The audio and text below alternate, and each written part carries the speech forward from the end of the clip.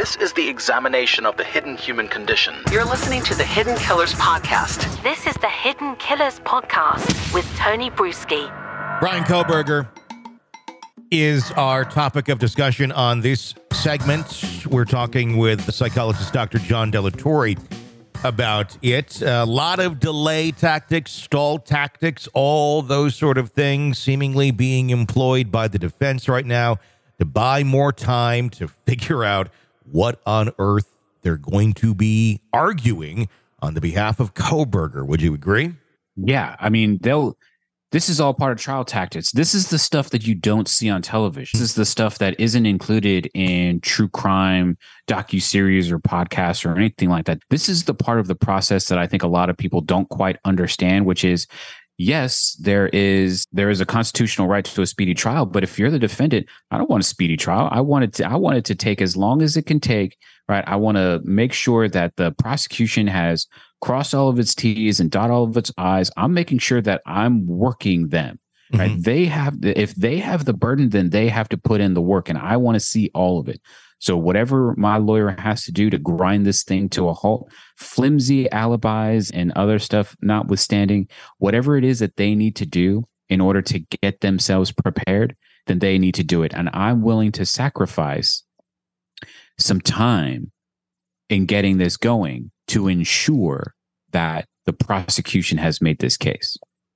How do you feel about some of the points that the defense has been throwing out there, seemingly to a potential jury pool? Obviously, Moscow is where it's going to happen. Small community. Everybody's hearing the claims that they're throwing out there, but they seem to almost be trying to play to them prior to the trial actually starting. One of the experts that they've brought in, Dr. Leah Larkin, echoing the concerns of the defense that the genetic genealogy is not perfect. And with any of this, there is a room for error. But when you actually look at the room for error on some of these studies that have been done and some of the tests that have been done, it's insanely rare. 5.37 octillion times when we're talking about the DNA. It was more likely to be the defendant than any one random person selected in the general population.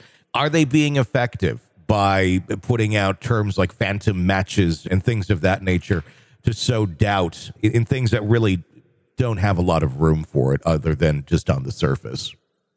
I think so. And I think whether or not it's actually working is another question. The problem that we have with juries nowadays is that they've all grown up watching CSI. They've all grown up with this idea that if there is direct physical blood, DNA, right, saliva, other bodily fluid, like if it's there, then it automatically means that whoever it matches to, that's your guy. And the reality is that's not necessarily the case. And so usually attorneys will say that there isn't much direct evidence, and there normally isn't. But I think this is a different tact because now they're saying, well, listen, the science isn't quite there. So if you sow even one seed of doubt in one person, that's all you really need. And ultimately, I think what they're trying to do is just try to save his life, right? Mm-hmm. Just do what they can to get him to, maybe they're anticipating finding guilt, but just get the lowest amount of punishment that they can. Get that off the table, no matter what they have to do. Let me ask you this, because we haven't heard directly from Kohberger himself at all, really, through any of this, other than the few hearings that he said yes and no or stayed silent at. He does seem to exhibit, this belief that he's going to be exonerated, that he didn't do this. Is there any chance, have you ever dealt with a case or heard of a case of cognitive dissonance where they were there in some way, maybe dissociative is more the right word for it, where maybe he was out driving, maybe he went and committed this crime, but has no recollection of actually committing it because he got so into that mission that he'd been planning allegedly and then went on? That's just a big blank memory. He remembers driving in that area and driving home at night. Maybe he doesn't have the memories of committing the heinousness of the crime. Is that even a thing? So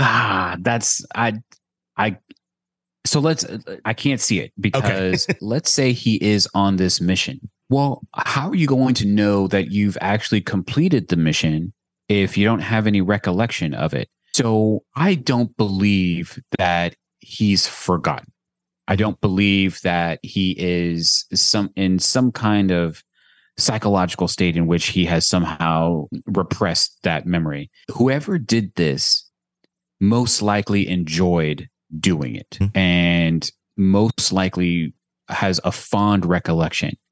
If there's nothing, and again, we don't know all the evidence, but if nothing was taken as a sort of pseudo trophy, if no physical object was taken, then the only thing that's there that can be used to remember and relive the event are the memories. And there's nothing to suggest that this was the idea that, oh, I just want to kill these people and then I'm going to forget. That doesn't really seem to ring true.